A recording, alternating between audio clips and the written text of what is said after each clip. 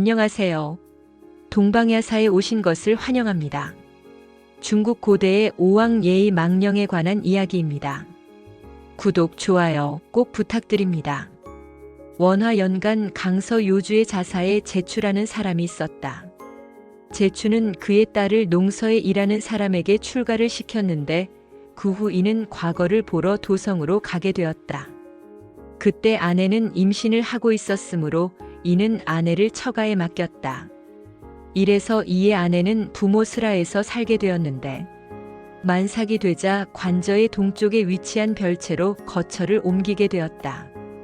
그러자 그날 밤 머리맡에 갑옷을 입은 무서운 형상의 사나이가 나타나 눈을 부릅뜨고 대검을 움켜쥐며 이 집은 너와 같은 부정한 것이 있을 곳이 아니다. 속히 거처를 옮겨라. 그렇지 않고는 크게 해를 입으리라. 라고 울러대는 것이었다. 이의 아내는 두려워 떨며 이튿날 이 일을 아버지에게 말했으나 아버지 제추는 성품이 강직해서 걱정할 일이 아니다. 나는 이 지방의 장관이다. 그 딸인 너에게 비록 망령일진데 무슨 해를 끼칠 수 있겠느냐? 라고 묵살을 해버렸다. 그 후로 별일이 없었으나 며칠 후 이의 아내가 출산을 하자 먼저 본 꿈에 나타난 무장이 다시 나타나 침상에 누운 이의 아내를 마구 두들겨 팼다. 그 때문에 산모는 눈, 코, 입, 귀에서 피를 흘리고 죽고 말았다. 양치는 딸의 횡사를 슬퍼하면서 그때 거처를 바꾸어 주었으면 좋았을 것이라고 후회했지만 이제 돌이킬 수 없는 일이었다. 곧 사람을 도성으로 보내어 이에게 알리고 이가 돌아오면 그때 이가의 묘지에 이장하기로 하고 우선 딸의 관을 서북방 교회에 들에 감회장을 했다. 한편 도성에 유학하여 집으로 돌아가려 했을 때 아내가 변사했다는 소식을 받았다. 그는 곧 행장을 수습하고 길을 떠났다. 요주까지의 길은 아주 멀었는데 그래서 그가 요주 가까이까지 도달했을 때는 아내가 죽은 지 반년이 가까운 시일이 흐르고 있었다. 아내가 망령에게 타살되었다는 것을 들어 알고 있는 터라 이에 대한 원한은 크게 깊었다. 그래서 어떻게든 안갚음을 하고 싶었다. 거의 요주에 가까운 들판길을 걷고 있던 그는 길가에 한 여인이 서 있는 것을 보았다. 농가의 아낙네는 아닌성 싶어 유심히 보니 그것은 죽은 아내의 망령이었다. 두 부부는 손을 맞잡고 한없이 울었다. 눈물을 닦고 고개를 든 아내가 말했다. 그만 눈물을 거두십시오. 어쩌면 저는 되살아날지도 모릅니다. 그래서 당신이 돌아오기를 이 길목에서 기다리고 있었던 것입니다. 저의 아버지는 원래 귀신 같은 건 믿으려 하지 않으시거니와 저는 여자의 몸이라 일을 처리하기가 벅차 당신에게 부탁하고자 기다리고 있었던 것입니다. 그러나 이미 반년이나 지났으니 될까 모르겠군요. 뭘 어떻게 하겠다는 거요? 이가 물으니 아내가 대꾸한다. 이곳에서 서쪽으로 오리가량 떨어진 곳에 파정촌이라는 마을이 있습니다. 그리고 그 마을의 전이라는 노인이 아이들에게 글공부를 가르치며 살고 계십니다. 실은 그분이 구화동의 선인이나 아무도 그걸 모르고 있습니다. 그 선인에게 당신이 찾아가 진심으로 부탁을 드려보면 힘써 줄지도 모릅니다. 그래서 이는 파정촌으로 전노인을 찾아가 무릎을 꿇고 절한 후 말했다. 하계의 비천한 속인이 감히 선계의 어른을 배알하게 됨을 용서하십시오. 노인은 이를 보자 허허 이 선비가 무슨 잠꼬대를 하시나. 죽을 날이 멀지 않은 노인을 놀리는 것도 유분수지. 라고 펄쩍 뛴다. 그러나 이는 엎드려 꿇어앉은 채 해가 지고 밤이슬이 내리는데도 꼼짝하지 않았다. 밤이 깊자 방음이 열리며 들어오게 알고 찾아온 걸 숨겨 무엇하겠나. 사연을 들어보세. 이는 그의 말에 감격하여 눈물을 뿌리며 아내가 횡사한 자초지종을 이야기하였다. 그러자 노인은 그 일은 나도 이미 알고 있었네. 그래서 누군가 소송을 제기할 것으로 관망했었으나 아무도 문제를 삼는 사람도 없거니와 범행 장소인 별채도 철거되어 버려 반년이 지났네. 내가 자네를 모른 척 따돌리려 한 것도 이제 와서 이 일을 처리하자면 뽀족한 수가 없었기 때문이지. 그러나 자네의 정성이 지극하니 힘써보기로 하겠네. 그렇게 말한 노인은 일어서 북쪽으로 백보를 걸어가 뽕나무밭 속에 섰다. 노인은 그 속에서 뭔가 크게 소리쳤다. 그러자 갑자기 그곳에 관청처럼 보이는 큰 건물이 나타났다.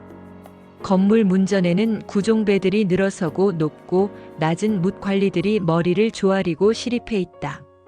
진노인은 어느덧 자줏빛 도포를 입고 정면의 의자에 가 앉아 있었다. 지상신들의 현신이요.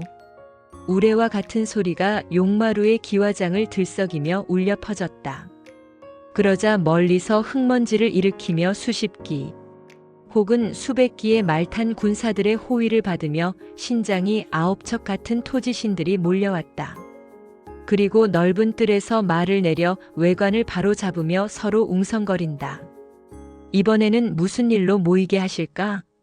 그때 또다시 청지기의 우렁찬 목소리가 도착한 토지신들을 소개했다.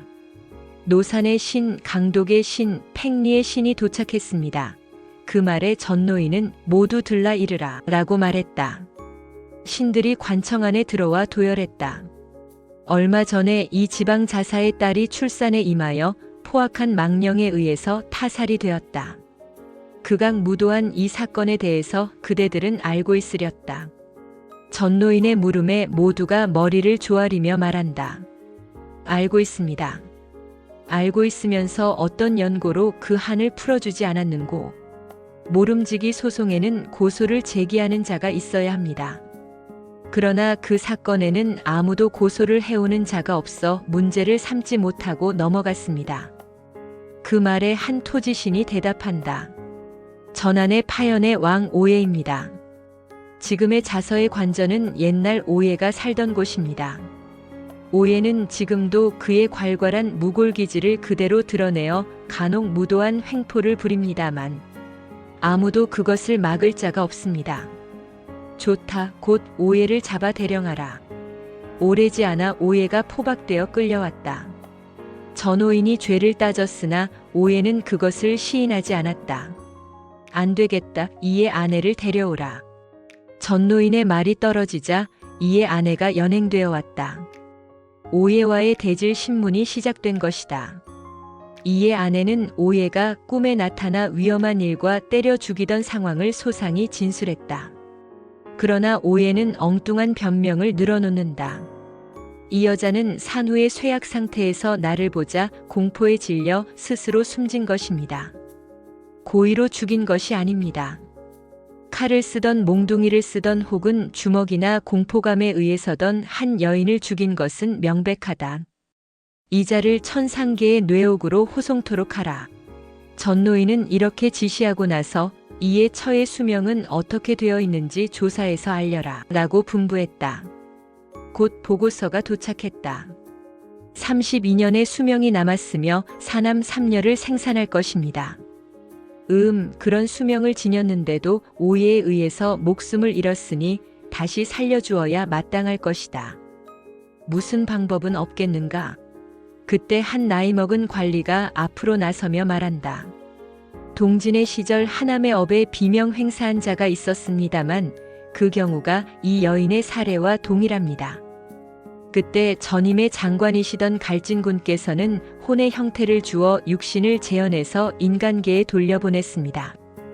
그자는 음식의 기호와 유락이 범인과 하등 다른 바 없었사오니 술을 채우고 죽자 뒤에 시체가 남지 않았습니다.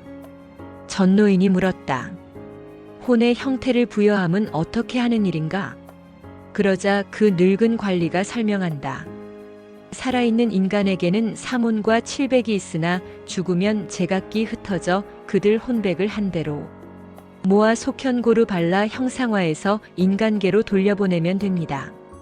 그 말에 전노인이 여인에게 물었다. 그렇게 조치를 하면 되겠는가? 네, 감사할 뿐입니다.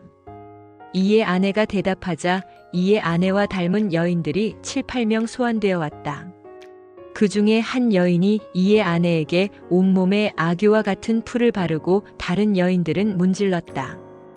그때 이의 아내는 마치 몸이 허공에 뜨는 것 같은 기분을 느끼면서 그대로 혼절했다고 한다.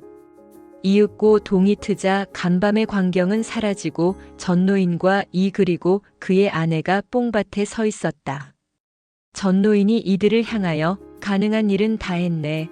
곧 아내를 데리고 처가로 가게. 단 자세한 이야기를 할 필요가 없네. 이는 삼배를 올리고 아내와 더불어 처가로 갔다. 사람들은 망령인 줄 알고 두려워했으나 실제로 되살아난 사람임을 알자 다시 놀라고 기뻐했는데 단지 한 사람 장인만 의심을 풀지 못해서 딸의 가묘를 파헤쳐 보니 시신은 없고 빈 목관만 덩거리니 있었다. 그 후 이의 아내는 사남 삼녀를 생산하였으며 식솔들은 이의 아내에게 어떤 일이 있었는지 대강은 짐작을 했으며 서로 이런 말을 주고받았다.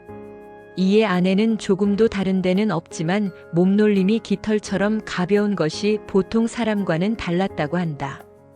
이상으로 당나라 시대에 전해 내려오는 야사였습니다. 감사합니다.